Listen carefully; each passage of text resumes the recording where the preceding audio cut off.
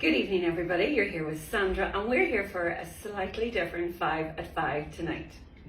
So, obviously, you may know or may not know that at the weekend there was the local awards, our Chamber of Commerce awards, Balbafay and Stranorlar, and we were delighted to pick up two really good awards.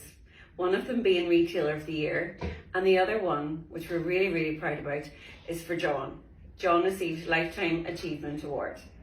He was up against stiff competition with two very worthy men in the community, but John skipped the award. So as a thank you, we are giving 20% off on Friday in store in McElhinney's, and from midnight tonight we are giving 20% off. It is for 24 hours and it will end at midnight tomorrow night online, and it's close of business tomorrow Friday in store.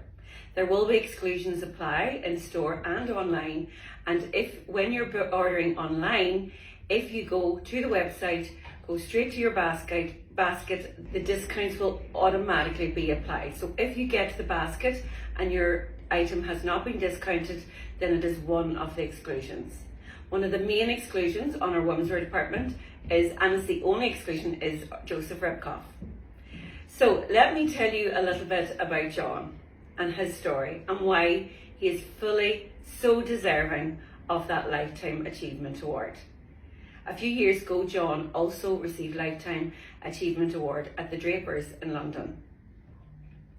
John started his business in 1971, but before that there was a young boy who always had this notion that he wanted to own his own shop, and at the beginning he wanted it to be a sweetie shop.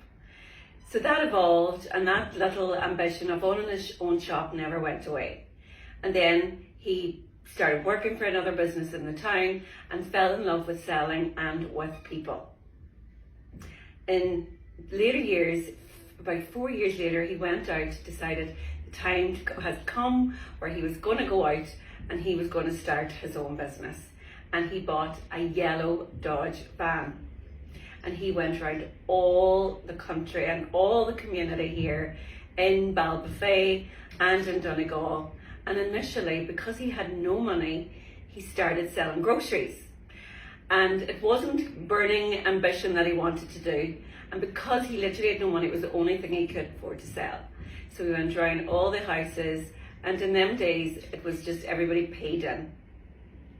He loved meeting the people, he loved going to their homes, and this evolved, and then he started selling socks, he started selling some scarves, hats, you name it, and that grew.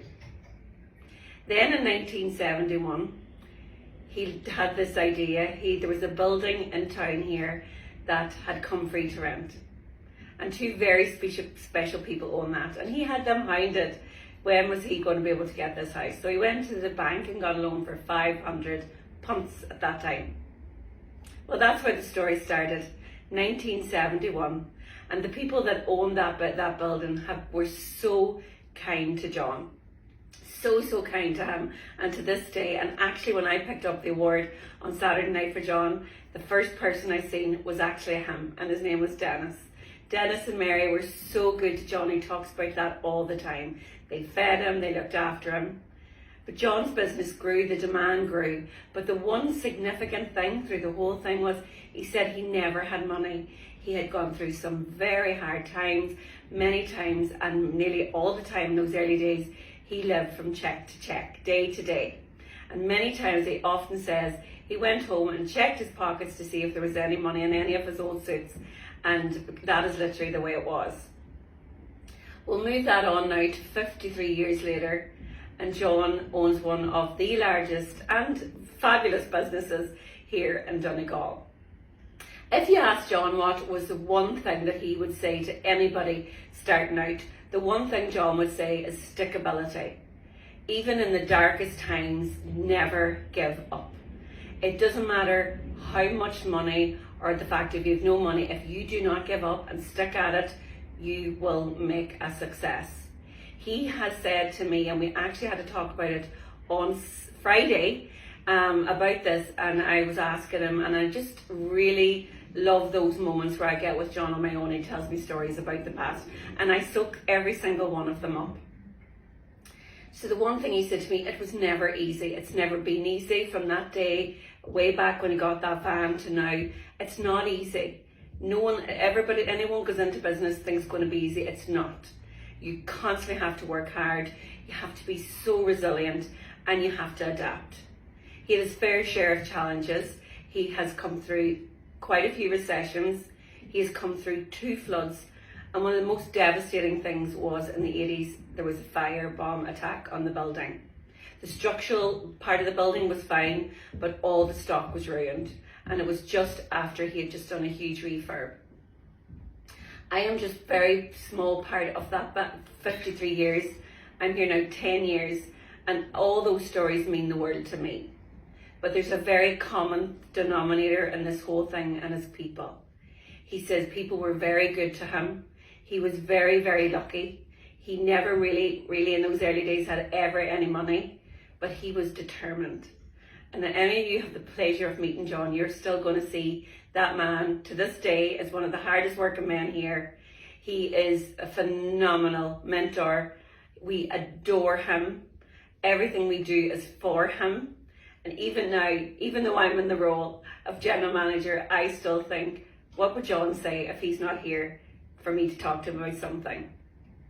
He is an incredible leader. He is an incredible entrepreneur, although he would never in a million years want you to ever call him that. He is so humble and he is so deserving of his success. He has absolutely had so many challenges. He has made many sacrifices, and that is the reason he is here today. So it's all those stories, all those moments, all the people that walk through the doors here at McElhinney's, all the years of all the staff and the current staff here. My own experience of John and resilience was through COVID. He was so positive, and he says the good times don't last, but the bad times don't last neither. And it was his determination and his fight that gave me the encouragement to get up and fight back. And that's exactly what we did. We're not disillusioned that the bad times, that these challenges are going to continue to come. And there's small challenges every day.